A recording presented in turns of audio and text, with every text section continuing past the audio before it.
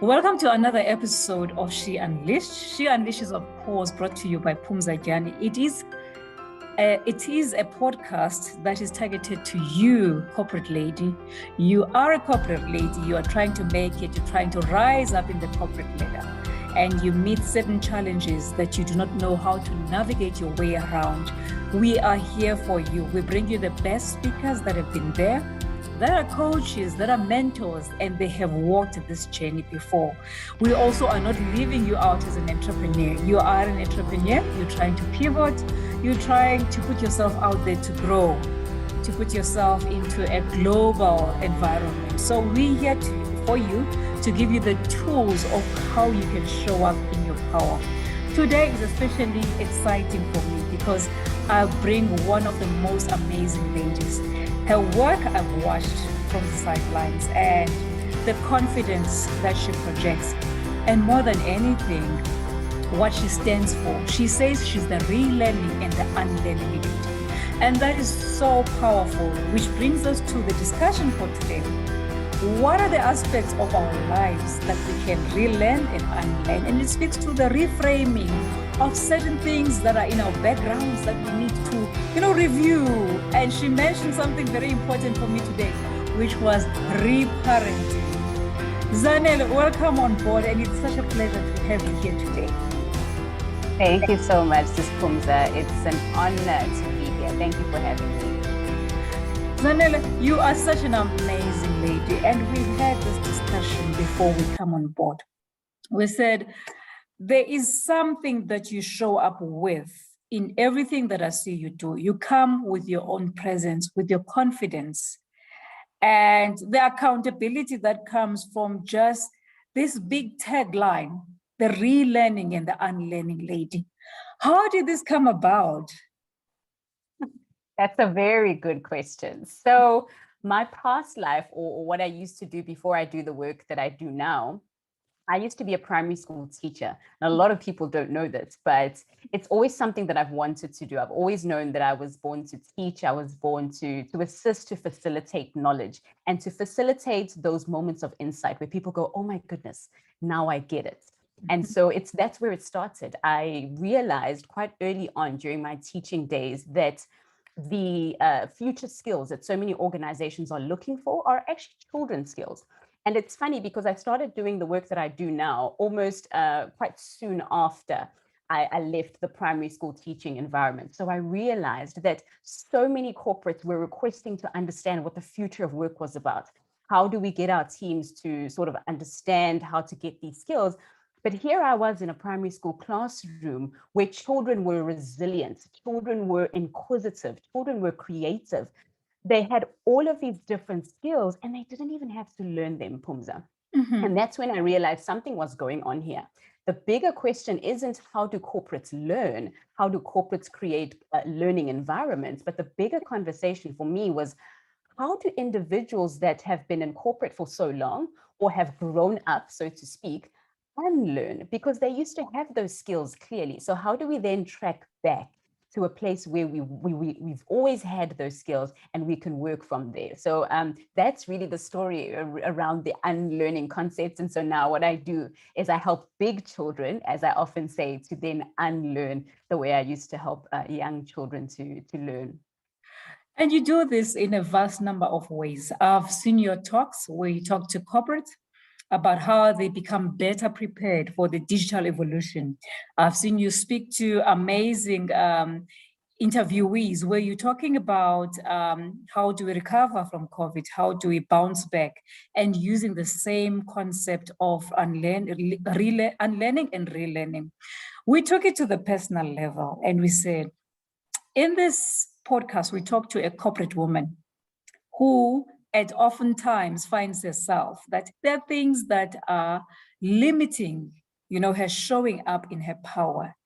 And we somehow took this back to certain limiting beliefs that were, that were developed in their probably primary years now in this context of having been a teacher. How can we use the concept of relearning and unlearning powerfully to appear in our power as women? I love that question. Thank you so much for asking it. So it's so loaded, right? And it's such an exciting question to answer, because a lot of us are realizing, especially now, and I think that this is what disruption often does, not just for organizations, but for us as individuals. It helps us to realize that there's something deeper going on with us. And I launched quite recently, actually a year or so ago, so it's not quite recent anymore, in August, a poll on LinkedIn that was asking individuals what they are feeling like during this time of disruption. And a lot of people were going, they are currently actually relooking the meaning of life during a pandemic. So what disruption is doing to all of us is it's making us go, something bigger is going on here. How do we show up better as individuals? And really where it comes from is this idea of going back and unlearning. So we were speaking a little earlier, and you mentioned it in the beginning, this concept of reparenting, is that so many of us have realized that we've actually got, and I'm sure so many of the women who are going to watch and listen to this have realized that they've actually got a little child in them that is consistently there. And what we've started to hear are the cries and the demands, or the begging and the pleading of these little children that are always in us, or this concept of the inner child. And when we unlearn in the personal context, it's really talking about how do we track back to say, this inner child that I've always known is there, how do I nurture them? Because the inner child is always consistent and shows up in so many different ways in our lives. We could be in a relationship, in the corporate setting, and we go, why do I handle feedback this way? Or why do I always interact with certain individuals this way? Or why does when my leader is demanding certain things to be submitted, I feel defensive? Or whatever it is, we find it showing up in very subtle ways that oftentimes we don't quite understand where it's coming from. So that's really one of the biggest places where it comes from. And what I often advise, I work with women consistently, which is why I love this platform. And I've got this concept called unlearning a false identity. And by false identity, it's not to say that that's not who you are, because at the end of the day, I think we can't really divorce ourselves from society, because everything that we are, that we have been, has been under the influence of those around us. But if you could step back and make a new choice, would you still choose everything all over again? Or would you still choose who you used to be? So there's three really big concepts, I think, to answer your question, as parts of this unlearning journey for the corporate woman who's looking to now go back, track back, peel back those layers of paint. I like to use that analogy that if you're applying a new coat of paint to a wall, you want to just remove the old coat. Because if you apply a new coat of paint to an old coat, what's going to happen is that it's not going to last. And so you really want to do that work first. So three concepts. And the first one is to find and create yourself. And this one is really interesting because it's not one and it's not the other, and it's not even the two in balance, because a lot of people say, okay, you want to find and create equally, but that's not the case. Think about all of the different situations that we get into in our lives. Some situations will call that you create, and some will call that you go back to what is already there, what you know is the call of your soul, so to speak, in a different language. So that's the first one, is going back to some of the things that light your fire, rediscovering what those things are, going back. And even research shows that when you and I are between the ages of 7 and 11, or around that time, we already knew what we wanted to do. I used to walk around the house with a cup of tea and teach my brothers in our old spare room, because I just knew that was me, that's what I was born to do. And so the second thing, I'm not going to go into too much detail with these, but I really do want to share them. The second one then is investing in yourself, making the effort, putting in the work, doing the research, reading the books, listening to the podcast.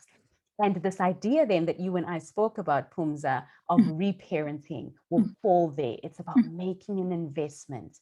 And when you reparent, and I'm not going to go into too much detail with this, but it's to go back to your inner child. And some people will do this in the form of meditation, where they'll see their inner child in their mind, or they will go back to a situation in their past where the inner child was either hurt or very happy. Go back to that exact moment and then reparent. Reparent really meaning that you want to close those gaps. You want to give yourself the affirmation you feel like you didn't receive. Say the words that you feel like were not said enough. And I know, just to be very vulnerable here, but in my situation, I don't feel like I got certain words frequently enough, especially from an individual like my father.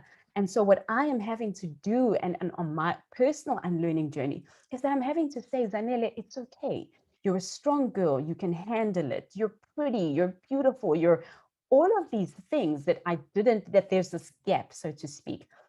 I have to reparent myself and almost be my own parent. So that's where that concept comes from. And then the very last one for me that's very important is to give yourself away. And a lot of women, when they hear this, they find it so awkward. How do I find myself, invest in myself, and then now I have to give myself away? So let me explain this one very briefly. This concept of giving yourself away is about aligning to a purpose that's bigger than yourself. Because I think that that's when we can make the biggest impact as women. And so many of us sit in our corporate offices and we don't feel an alignment to our purpose. We don't feel an alignment to something that's bigger than ourselves, that is in the form of a journey, in the form of a call, in the form of values that we can leave behind and for other people to continue with. So that's really the idea around that last one, is you want to align yourself with something bigger than you. And if you look around and you don't see how you're committing to that and what that is, then really that's where the work may need to be done for you at that stage. But those things, I think, help to sort of summarize what unlearning might look like in a personal sense. Zanele, I'm so excited, and I think I'm going to have to call you back to the show because this one is going to come up with many questions.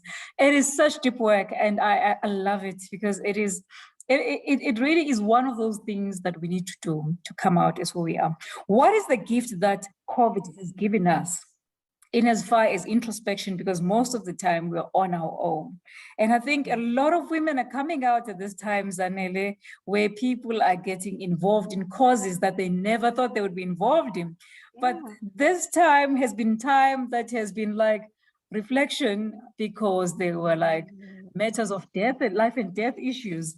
And there were death of, close relatives. And it made us sit down and reflect. What are you noticing as coming up from women around you?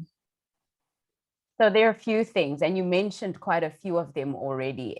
I always say that COVID is just given us an almost reset button where we can go, okay, I want to start afresh. I'm restarting. And for women, what I've noticed is what you said. It's this coming back to self. It's this introspection. It's this looking within and going, okay, so what's not in alignment? What am I starting to feel? What have I always been feeling? But because of the noise of the workplace, I wasn't always attuned to, or I wasn't always able to hear it. So a lot of people have done that. But then also, like you mentioned, it's those external factors, like people losing loved ones. It's realizing that your corporate job could disappear in a matter of seconds. It's all of those external factors are really making us realize just how volatile life can be.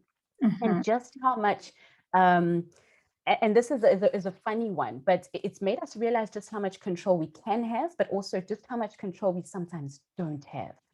And so that's the funny thing that I find a lot of my clients that are women that I'm coaching are battling with. It's understanding what are those things that you can take into your own hands, that you can start to control, that you can make decisions on, that you can make provisions for. And then what are those things that you just sort of need to go, okay, so what do I do about this? Because I think you touched on something similar to this that a coach of mine once taught me, is that it's about shifting from the perspective of life is happening to me to life is happening for me. And then going, okay, so this is happening for me. Now, how do I respond? Not react, but how do I respond to it so that the best version of me comes out of this situation? So I would say one of the biggest trends definitely is that last one that I mentioned, is understanding how to actually show up in ways that you can control, and then also how to respond to the things that you feel like you can't necessarily control at any given moment. And I think I've been working on that as well. And this is the beautiful thing, Pums, I'd love to hear what your thoughts are. This is the beautiful thing about the journey of change and the journey of unlearning, especially if you're a woman. I can't count the number of times that I've been in rooms with women who are doing some great things. And one or two of us will go, oh my goodness, look at my tummy. Or another one will go, oh my goodness, look at my hair. And it always reminds me of the fact that the journey is never ending. You are consistently having to reaffirm and build those blocks every single day, especially if you're a woman, you'll know just how true this is. You never really get it done. You never get to a stage where you stand in your Wonder Woman pose and you go, I've done it all. I'm complete. I will never have another setback. I am completely accepting of everything that I have, because what society does to us as well is it's consistently happening around us. And so we are always just having to choose. It's funny, I did a video on this morning on Instagram, that you have to literally, it's like being married and waking up to a person in the morning. You have to turn around and choose them on the days, even when on the days when they don't look so great. And you wake up the next morning and you choose them again. And the next morning you choose them again, and you choose them again, and you choose them again. And that's what unlearning is really about, because a lot of people will come to me and they'll go, Zanele, I've done everything. And I go, you haven't. If you haven't done everything, unless you are consistently doing what you can. And that's really the big idea around change. It's this consistency. And I think if anyone is feeling like they've gotten to that stage where they're going, oh my goodness, where do I go? What do I do? It's just have those little things that you can consistently apply. Like you mentioned, Pums, a little bit earlier. It's about whether it's just a podcast that you just know religiously, it just lifts my spirit and gets me on track. Just do that consistently. And then eventually you will start to see there will be a tipping point, because consistency is what gives rise to change, especially in the human brain as well. I over-answered that one, but I'm going to No, it was a perfect answer. I like that, because the more descriptive we become, the more it opens the eyes, which is what we're looking for. Zanele, in a world where everyone wants to be like someone who's knowledgeable, I've got this, I'm Pumza, PhD, whatever. How difficult is unlearning and relearning for people on a personal level? Very difficult. I'm going to be very honest with you, Pumza, and I don't want anyone to be under any illusion here. Unlearning is extremely hard. It's extremely hard. And I often give the example of, think about the last time you tried to change a habit or you tried to change a behavior. And then also think about how many times you relapsed. And that on its own is just a clear idea of just how tricky it is. Because when you unlearn anything, unlearn something that you've been doing since you were a child, a way of thinking you've had since you were a child, what you're actually doing is you're rewiring your brain. And that's a process that's very intricate. And like I said a little bit earlier, takes consistency. So it's a really, really tricky process, but it can be done. And that's the lights at the end of the tunnel, if we can call it that. It can be done, but it's very, very, very tricky. And it can be very tough at times, especially when you think you're looking for a quick fix. It's not one of those things that you can just jump into and get a quick fix to it. It is something that can be quite challenging. But like I mentioned a little earlier, it's consistency, but also another thing that makes it very valuable. And I touched on this when I spoke about the podcast, is having rituals or routines that support you. And I think before we went online, we had this conversation around our environments. A lot of us will go, I'm on a change journey. I'm trying to unlearn. I'm trying to relearn my new identity and who I know I'm becoming. But when we look at our environments are actually sabotaging us. And they are one of the primary reasons, or the primary reason why our unlearning journey is not successful. So take a look. I want to just inspire all of the women that are listening and watching this to take a look at their environments and see all of the different ways that your environment is working against you or supporting you. Because what I often advise, Pumza, is that you want to almost rig your environment so that you have no choice but to succeed, because your environment is set up in a way that almost pushes you towards success. And I'll give you an example. I sometimes have to wake up very early to either do yoga in the mornings or go to gym. And so what I do, because I know that waking up in the morning is one of the toughest things on this planet. So what I do is that I make sure that my environment is set up in a way that I almost can't say no. So this will include things like having my gym stuff right there by my bed, so that when I wake up in the morning, I'm not using the excuse of, oh, it's so far away, or now I have to open the cupboard, or, oh, so much stress. I'm not using those excuses. I've set my alarm clock. I know where everything is, because what happens, and I want to introduce this concept, is what happens is a lot of our environments have something called friction. And friction means that it makes it harder for us to do the things we want to do. And so we end up using the friction as an excuse. But if you are serious about your unlearning journey, you want to rig your environment. You almost want to set little traps for yourself to succeed. And often when we think about the word trap, we think, oh, I'm going to get trapped. It's something bad. But I want you to shift it around, reframe it. And this is the concept we were speaking about earlier.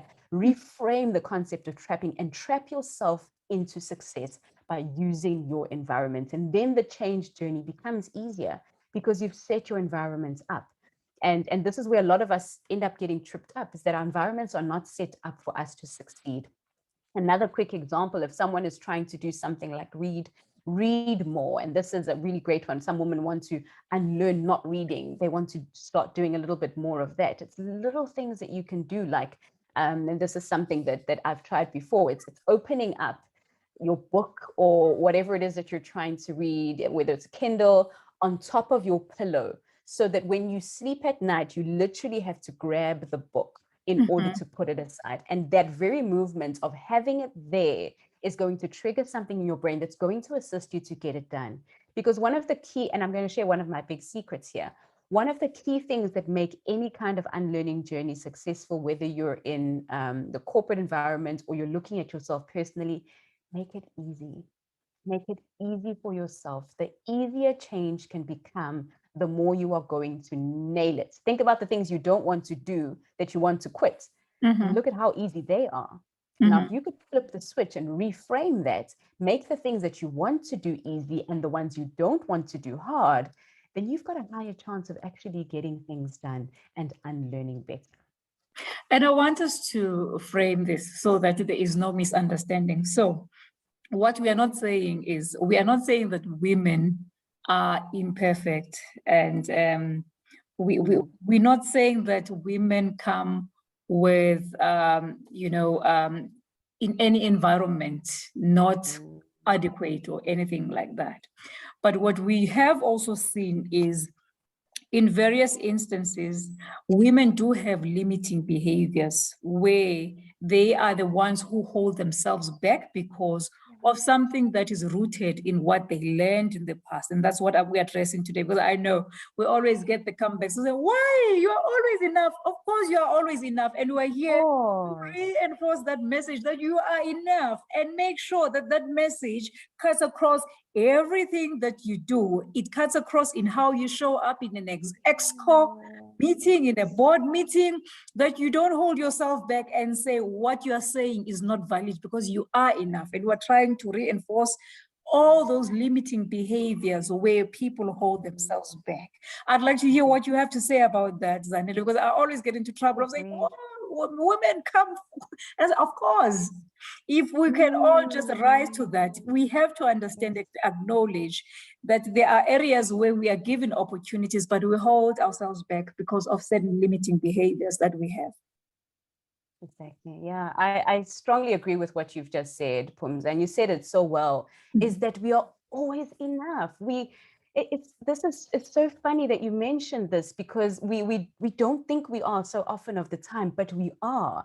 Regardless of what kind of woman you are, where you grew up, what your background is, you have something to offer. But the key for me has really been authenticity and realizing that what I have belongs somewhere. There is a keyhole, if you can call it that I open. There is a door that I open. And I think women have so much to offer the workplace. If you look at what the data is saying about some of the countries and even some of the companies that have just leveled up during COVID, I'm sorry to say, but so many of them are led by women. And that for me says something about what a woman has to offer in the corporate world. And so this is something we must never forget, that we have something to offer, not just something, we have an amazing thing to offer. And I think that the shift or the rise of women in the corporate space is going to bring some very profound things, especially when it comes to trends, comes to innovation, it comes to human capital. There's a lot of things that women have to offer the corporate world that, that are absolutely profound and are really changing the world and how we look at things. Now, we've spoken about the challenges and how difficult it is to go back and sort of relearn, unlearn and relearn. But what are the positives of doing that? And do you have specific examples where you've seen it in your life, how you actually can emerge powerfully from the process of unlearning and relearning? Yeah, there are. There are definitely so many positives to that process and getting it done. But I do want to mention that it is an ongoing process and one that takes a bit of consistency. So I'll just give a quick story. I work with, as a part of my team, I'm the only woman who's a part of our team. All of the other males are older than I am, and I joined the team, only woman, youngest of the team. And when I started to work with corporates, I remember I had this this conversation with a team. I did a workshop for them, and then I also did a keynote for their Africa conference. And straight after I'd done what I did, a woman came up to me and she said, "Oh my goodness, Zanele, this is so profound. I was wondering when you came in, what you had to share with us looking so young as you are." And I thought that was very interesting, because what we do sometimes is that we put these labels on ourselves. And we put them on ourselves because she said that, but I was already thinking it before she said it. I had already put that label on myself that, oh my goodness, I'm so young. Look at everyone who's in the room. And we do this as women, and I do it. That I go, oh my goodness, I'm working with this team of men. Maybe I should act like they do. Maybe I should say the things that they say. But what I'm starting to unlearn and relearn is this idea that I have something to offer that is authentic to me and is informed by the fact that I'm a woman. Because the fact that I'm a woman means I offer a perspective that men absolutely cannot, even on their best day. And so if I own that and I show up that way, it really says something about me, and I make a contribution that's authentic to myself, that I'm not faking, but I'm saying, as a woman, this is what I've experienced, and this is what I have to offer or bring to the table, so to speak. So I think that the process of unlearning and relearning is really something that's constant. And the other example I think that I would give is one around be engaging with people. So I'm a huge introvert. It doesn't come across because of the work that I do, but I'm an introvert. I was so happy when everything went online, because I'm thinking, yes, I don't have to go I don't have to fly anywhere anymore. This is fantastic. But what I had to do, coming from the work environment that I came from, was I had to unlearn that. I'm not an island. And what I was noticing, Pumza, and this is the thing, is that the things we often need to unlearn, we've used as crutches to protect ourselves, because we go, oh no, but it served me. The fact that I'm always alone and working by myself is really good for me because I'm more productive, or whatever it is. And what we do is we use it as a crutch so that we don't open ourselves up to relearn something new. And so what I needed to relearn was things like networking skills.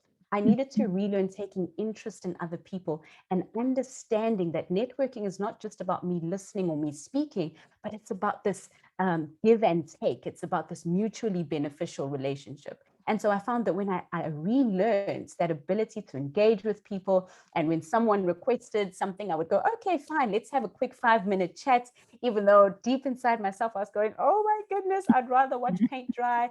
But I had to relearn that idea. And what I found was that my ability to build relationships skyrocketed. I was able to build relationships that served the other people, that served me, that grew my business in profound ways, because I challenged myself to unlearn. And that's what you have to do. It's to challenge yourself, because the very fact that you're unlearning means that it's something that you're not comfortable with. It's something that you haven't always done. So yeah, those are two of my examples of unlearning and relearning. It's amazing. Tell me, and I'm almost thinking that, okay, so when I relearn, am I meeting a different person to Pumza now? All of a sudden, what is this? Is the change that kind of, so obvious? And so, and I'll tell you why, because exactly what you said, I grew up believing that I was an introvert. And only in the later stages of my life, when I started talking, I think my personality actually emerged. It's so strange, because I believed I was the introvert. I studied, my undergrad was become accounts, because I really didn't want to deal with people. I wanted to deal with my desk and the numbers. And so this whole thing of managing people, I was so sure that I'll be a specialist in my life. Are there instances where really the unlearning component brings out something extremely different to who you are. Because this Phumza that is so talkative, Zanele, is definitely not the Phumza I thought I knew. Up until I actually, you come out and you see another persona emerge out of you. And I always question myself, was she always there? Or what was happening? What was happening in Phumza world for this persona to be hidden? So there are a few things that could have been happening. I think just going back to the model we spoke about with the 3 pillars, it could be that she was always there, but the environment didn't almost encourage her to thrive or to come out. Because what happens is when we get into different environments, we could put ourselves in different environments and we could act completely differently. If you think about the example of the beans, the eggs, and I don't know what the other third one is, if you boil them in water, they all do different things because the environment is different. And so I think that that's exactly what happens to us as well, is we show up differently in different environments. But sometimes what happens is that we get almost liberated by a particular idea or something we hear or a conversation or a midlife crisis sometimes or a quarter life crisis that almost helps us to shift perspective so that we almost transcend into a different self.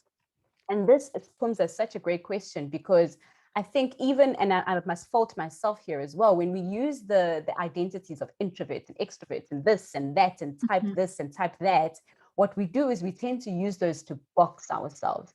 And so I want to encourage that we don't use those to just box ourselves at all, actually, but we rather just use them to help us get an understanding or help us to get a lens through which to view ourselves and then to rise from there, because we are so many different people all in one, I believe.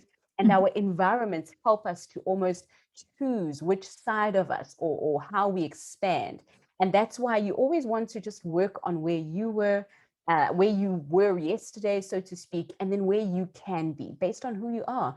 And then forgive yourself. I find that so many of my female clients, there's just this, oh goodness, I thought I was this person, or I always saw myself this way, or oh my goodness, one time we were out with friends and then I ordered wine and then everyone looked at me like, that's not who you are. And I started feeling some type of way. And so I think it's important for us to understand that we are always on a journey. We are always changing. A colleague of mine shared this beautiful quote with me not too long ago by Heraclitus. It says that nobody ever enters the same river twice, because it is not the same river and they are not the same person. And what that does for me is it says that we are always transcending, we're always transforming. And the sooner we understand that we're on a journey of just constant molding, and we never really get anywhere, there's nowhere to get to, but it's just making these consistent shifts and allowing our environments to call the best from us, to thrive, even in environments that are not wired for us to thrive. And in corporate, things are so crazy nowadays, especially after COVID, where so many individuals in the workplace are almost being demanded to put in hours that are absurd. Work and home have just become one. You don't know where the one ends and the other one begins. It's so important for us to be good to ourselves, but to also understand that if we don't have an environment that promotes us to thrive, we need to understand how we can do that, how we can set it up for ourselves in that way. And then to be good to ourselves. Be kind to yourself, be patient to yourself, because you are on a journey where you're always going to change. Don't hold yourself to one identity, because that's inhumane. Human beings, flora, fauna, none of it works that way. We are born to change. And so if we change, we must embrace it and know that we can always change again. And now tell me, and I love the fact that you brought it back to the context of a corporate, because there is always an expectation of being this way, acting this way, and so on. And I mean, we don't have any leeway to say, oh, we're growing, we're transforming. I mean, we're looking for Phumza who has to deliver on this and that and that. Yes. One question I have is, on the coaches and the mentees that you deal with, so what is the type of work that you do? Because I see you have this thing that draws you to women. You are so pro development of women. Where does this come from? And what are the lessons that you are picking up that are universal to all of us as women? Okay, so where that comes from, I think definitely to go back to something we were speaking to, is Mm. it comes from young Zanele or child Zanele, Mm-hmm. who I think because she grew up in a certain way as a young girl, she Mm-hmm. was almost so sure that she wouldn't be the type of woman that she wanted to be.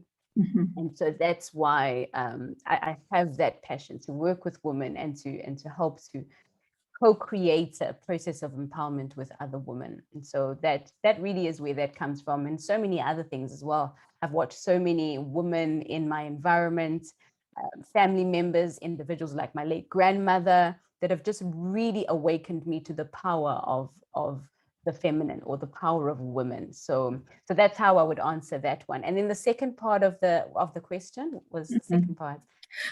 The second part is, tell us, what are the lessons that you are picking up as coming from women? Because I almost think that we go through different phases. We almost like, I like the phase we're going into, where women are doing things. It's no longer about just the environment must be like this, and women are actually getting tired of things not changing, and they're taking the challenge on their own, and they're making things happen. What are you picking up as the universal themes from women that are around you, or whether in your coaching experience of women? I think one big thing that I've noticed, especially because the women I work with are transitioning women. So it's women that either want to climb the ladder, women that are moving from working in corporate to entrepreneurship, women that are moving homes. Mm-hmm. But the biggest one that I would say that I'm seeing a lot of at the moment, especially I'm connecting quite a lot with the female quotient as well quite recently, is that women are starting to believe in the power of female entrepreneurship. And this idea of understanding that as much as a corporate workspace is really great for you, you learn a lot, you master certain skills, you build great relationships, but so many women are going, I want to start something. They are becoming starters. And those that have already started are really fanning that flame and going further into it. And so I think that that's the biggest transition that I'm seeing so many women that around me, women that I'm working with as well, are starting to make. It's taking the leap of entrepreneurship. And then realizing, because for me, entrepreneurship is really about being solution driven and finding solutions to problems. So what women are doing in this space is they're going, I've noticed this problem, whether it's a problem around environmental sustainability issues like climate change, global warming, whatever it is, and they're going, I have a solution to that. And in the fields where they are going, okay, corporate job, I understand the value that you have, but I think I can do something on my own. I've got enough partnerships, I've got enough know-how, I've got the skills, and I think I have what it takes to really make a very big difference in my community and in the world. And that for me, Pumza, is so inspiring when women do that.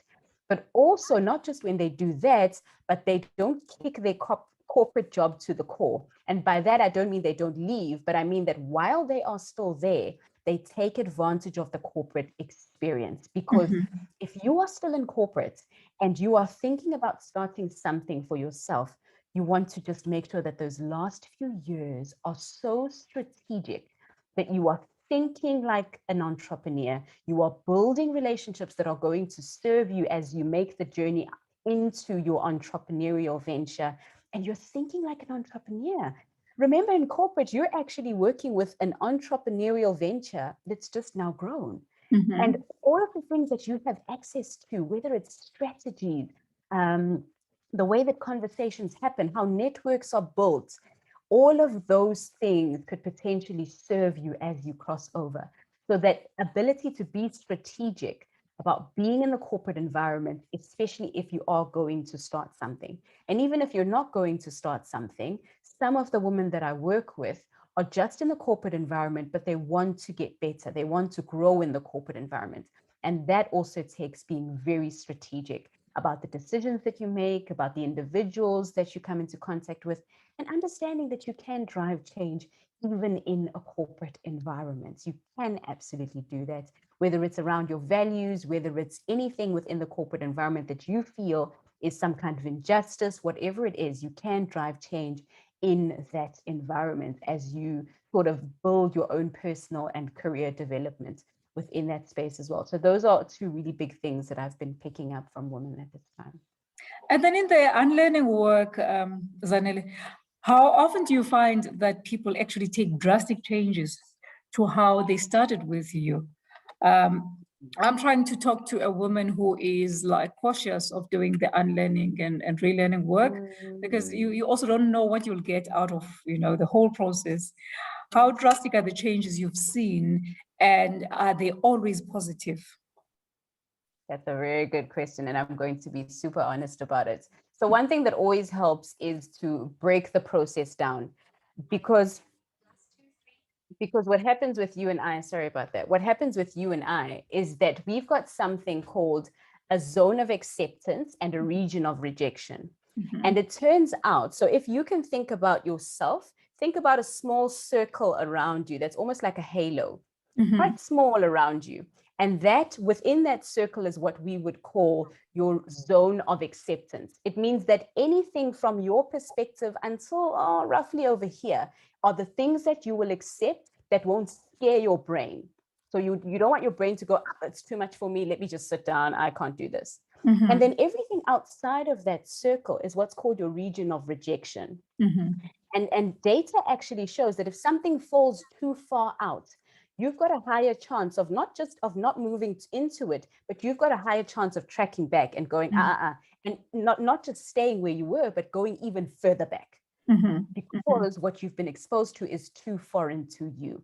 And so what you'll notice with brands like your Apple and whoever else is that when they introduce a new product or they introduce a new software development or whatever it is, they'll give it to you in pieces, because they understand that if it's too much for you, you've got a higher chance of going, this is too much, and then dropping the entire process. And then not just them, but so many other brands and individuals use this. And what I often advise for anyone who's unlearning, give it to yourself in little bits that you can manage, because the brain doesn't like uncertainty. And the more you go, this is something big, this is my big goal, I want to climb the corporate ladder, in 1 year I want to be the CFO of the company, and maybe you're just a junior at the time. If you're going to do that for yourself, it's going to scare you, because your brain is asking the question, okay, and how are you going to do it? Not in an offensive way, but remember, because your brain is wired to protect you, it's always going, I want you to be safe. Don't jump out, because, and then what your brain does is it'll remind you that, remember last time you did that, it didn't go so well, and it'll just keep reminding you of the things that didn't work. So you want to consistently understand how to break it up for yourself. How do you make sure that it's in little chunks that you can manage, and you just take one little bite at a time, one little bite at a time, then you're less freaked out. And when you look back after the final little bite, you go, oh, look at where I came from. And so that's why I would say with maybe your clients is that it's just too much. So you want to just do a little bit at a time. So even the women that I do work with that maybe used to be in the corporate space and now run their own successful businesses. One of the clients that I have, who I'm not going to mention by name, now runs her own successful mediation company. And she employs individuals, but she used to be in the corporate space when I worked with her. She'd just gone through a divorce. It was a tragic environment at the time. But what we did is we took it one step at a time, one piece of unlearning or one piece of change at a time, so that she could manage it, because you almost want to give yourself an opportunity to readjust. Because when you introduce yourself to more change, you want to readjust, and then more change, and then readjust, and then more change. And just like that, you eventually get to where you want to get to. And you're also going into the unknown. So it becomes important to actually have that comforting, voice that says you are on the right track, and explains the process. Because if you go into the unknown on your own, you take on a big project on your own, the universe is not going to give you validation almost immediately. It's going to say, okay, so you want to do this? Let's see how you do it. Yeah. If no one is holding your hand, you almost feel like you're doing something wrong. But it's part of the process to actually go into, the dark furrows where you don't know where you're going and what tomorrow is going to be, or have I taken the right decision, and so on. How important is coaching then on the process of unlearning and relearning? It's quite important. It's extremely important, because what your coach does is they're the person who supports you through the journey. They don't tell you anything that needs to be done. They literally just, as a coach would do, is they just bring that little bit of support to you, so that every now and again when you're going, I don't quite understand how this is going to work, or, oh my goodness, this is so tricky, I'm giving up. And then the coach is just going to be the person who goes, no, remember that you can do this. What are the questions we need to ask? They just probe your thinking and help you to think differently and start to see things in a new perspective. So I think as you go into, and you touched on this just now, as you go into a realm of uncertainty, you are very volatile when things are uncertain, and your brain wants certainty all of the time because it wants to help you to survive. So the coach is really just the person who helps to be a familiar voice to you, that helps you to recognize that you are still on track and everything is actually going to work out towards the end, and that you shouldn't give up on the entire process altogether. This was a profoundly exciting episode for me. And I think there are layers to it. Like we said, there are different layers. We've started on something that is really like a deep conversation, and it's a journey. And I think I did explain to you that I probably will want to invite you back, so that we go through a sequence of all these layers, especially for the women that are coming out of COVID and are trying to, like, because I meet a lot of those, and I think sometimes they are not even sure the questions they're asking are actually questions that are leading them into a transition. The moment you start questioning certain things, it means you are no longer okay with the status quo. You are looking for something bigger, and sometimes you need a help of someone to reframe exactly what is happening to you. So it has been amazingly interesting, intriguing, and the lessons that are coming out of it. So for someone who wants to walk the journey with Zanele, where do they find you? So they can find me on my website. It's probably the best place to find me, zanelenjapha.com. Or other than that, if they want to connect in a different way, they can head over to LinkedIn and connect with me there. I am also on Instagram, and up until quite recently, I'm on TikTok as well. Goodness, because we have to stretch and be all over the place, so that I'm on there as well. So if they search me, they will find me and connect with me. I'm open to having conversations with anyone who wants to ask questions or to build a relationship. Okay. And then outside of the coaching, I know you do give talks, like Tuesdays, and what are the other talks that you give during the week? So I do a Change Tuesdays on my YouTube, and that's every second Tuesday. So the next one is not this Tuesday, but it's next week Tuesday, and these are live conversations. If you're going through a transition or a change, you just go onto my YouTube channel at 5 p.m. South African time, 4 p.m. UK time, and I'm there to answer questions. We engage, we have conversations. I've got a great YouTube community that's very interactive, made up of people who are going through changes just like you. So those are really great. Please do come in for those, and I'd love to have individuals coming in for that. Awesome. And I've got a freebie as well that anyone who's changing can download. If you go onto my Instagram bio, you'll see there's a link there, and I created a really great framework that I used to use with my corporate clients, and I still do, but now it's working extremely well for my coaching clients. It's called Hack Your Transition, and I call it a cheat sheet because it's like me whispering in your ear some of the great tools. These are very practical. They're in bullet points of things you can practice from tonight, from today, that you can start to apply. So that's a great tool that I can offer everyone. Awesome. This is amazing stuff. And I see there's a lot of giveaways and, help to transition for the ladies. Ladies, there you have it. You will agree with me. She has been awesome. And giving, and just giving us all these pearls of wisdom that we can use. You can follow her, of course, on Instagram. She's available on TikTok. She's available on LinkedIn. We will again have her as part of the guests of the show, just to scale this, because I think it is at the core of women, just that we do our part in whatever sphere we find ourselves in. That we first understand who Phumza is, her journey, what she has to learn and unlearn, so that she can just adjust to any environment. Thank you so much, Zanele, and thanks for, the generosity and the sharing. Thank you so much. Thank you so much, Pum. That's been such a pleasure. Thank you for having me. Awesome.